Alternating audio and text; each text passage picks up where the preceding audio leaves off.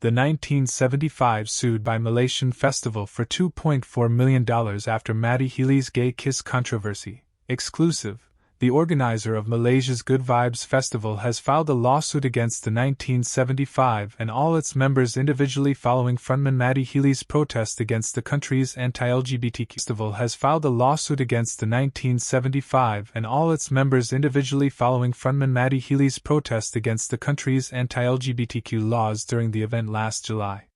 The festival is seeking £1.9 million, $2.4 million, after the band's antics resulted in the festival being shut down. In court documents filed by festival organizers Future Sound Asia in the UK High Court, they claim that the 1975 and their management team were aware of the numerous prohibitions the band had to abide by in order to perform.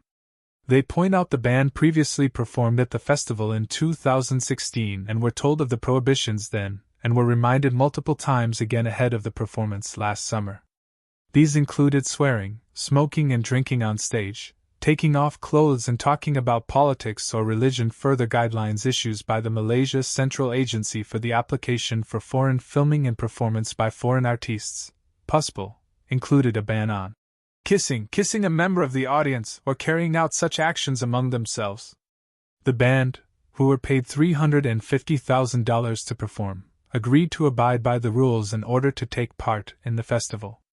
The lawsuit states that PUSPL initially rejected the band's application to perform last summer due to a 2018 article about Matty Healy's drug addiction and subsequent recovery, but after the band appealed, promising Healy would adhere to all local guidelines and regulations, the application was granted.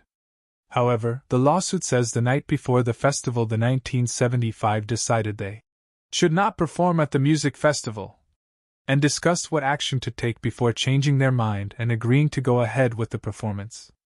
But in protest they decided to play a completely different setlist and act in ways that were intended to breach the guidelines, including Healy making a provocative speech and taking part in a long pretend passionate embrace between Healy and bassist Ross MacDonald, with the intention of causing offense and breaching the regulations and the terms of the agreement.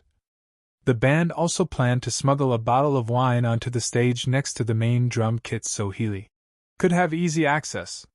The lawsuit accuses Healy of drinking alcohol, acting in a drunken way, smoking cigarettes, appear to vomit on the stage and or grunt and spit excessively, including towards the audience, delivering a profanity-laden speech, and deliberatively damaging a video drone hired by the festival organizers.